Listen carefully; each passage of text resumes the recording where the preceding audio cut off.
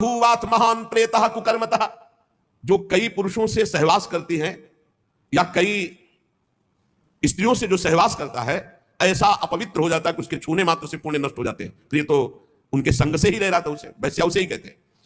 उन वैश्याओं के संग से सारे सुकृत नष्ट हो चुके थे, महान पाप का स्वरूप हो गया था और वो सब भाग चुकी थी। तो धुंधकारी को भयंकर प्रेत योनि की प्राप्ति हुई, प्रेत योनि, भयंकर प्रेत योनि।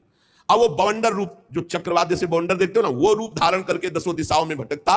और प्रेत को स्वयं से पानी पीने के लिए कोई सुविधा नहीं, ऐसा नहीं नदी के किनारे रह रहा तो पानी पी लेगा, वो किसी को पकड़ेगा तब उसके द्वारा जो उसको पानी पिलाया जाएगा वो उसको मिलेगा। ऐसे पानी नहीं पी सकता, ना कुछ खा सकता है, ना कहीं विश्राम कर सकता है। वो बस हा दई चिल्लाता हुआ रोता हुआ भटकता है। प्रेत योनि बड़ी भयानक होती है।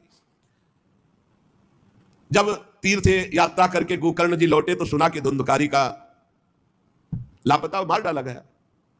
तब उन्होंने फिर गए और वहां पिंडदान किया धुंधकारी के लिए भी। बड़े महात्मा थे गोकर्ण, श्राद्ध किया और काफी तीर्थों में मंत्रानुष्ठान किया कि इसका कल्याण हो जाए। ये सब करके लौट आए अपने पिता आत्मदेव के घर में। रात्रि में कोई देख ना पावे इसलिए सीधे अपने घर में गए और शयन किया।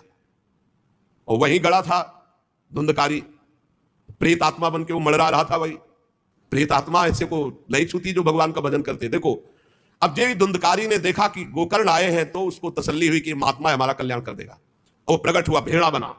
धुंधकारी पहले भेड़ बना बड़ा, और ऐसे गोकर्ण जी ने देखा कि दरवाजा तो बंद था, भेड़ कहां से आ सकता है। तुरंत भैंसा बन गया, तुरंत इंद्र रूप धारण कर लिया, भयावा प्रिय, ऐसे कई रूप बदल। तब उन्होंने कहा ये विपरीत अवस्था, इसका मतलब ये प्रेत है।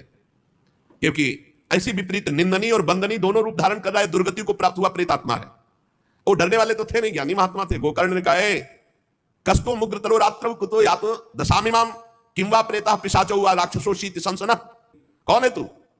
प्रेत है, पिशाच है, राक्षस है, क्या है ये? क्या नाटक कर रहा है? कभी भेड़ बनता, कभी भैंसा बनता, कभी इंद्र बनता है, कभी ये रूप। कौन है तू? ये अधोगति को प्राप्त कैसे हुआ तू? गोकर्ण जी डरे नहीं। अगर सच्चा महात्मा हो तब तो भयभीत हो जाए। गोकर्ण जी सच्चे महात्मा है। अब वो चिल्ला चिल्ला के केवल रो रहा, एक शब्द भी नहीं बोल पा रहा। तो गोकर्ण जी समझ गए अधिक पाप होने के कारण ये बोल नहीं सकता।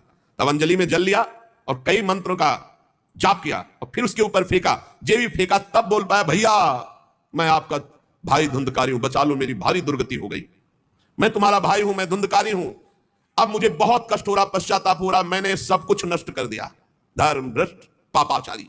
अब मेरी बड़ी दुर्गति है, उन उल्टा वैश्याओं ने मुझे तड़पा तड़पा करके मारा है। मैं कुछ कर नहीं सकता इस समय।